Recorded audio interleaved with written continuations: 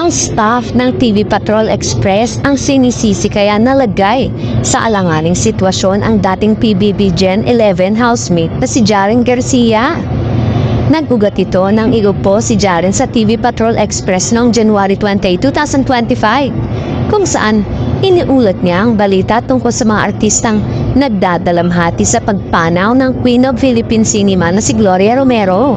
Si Jaren ay British-Filipino na nagmula sa London, England. Nakapal ang kanyang British accent at hindi matatas sa pagsasalita ng Tagalog kaya binabatikos, kinuputya at pinagtatawanan ng paraan ng pagbabalita ng singer tungkol sa namayapang aktres.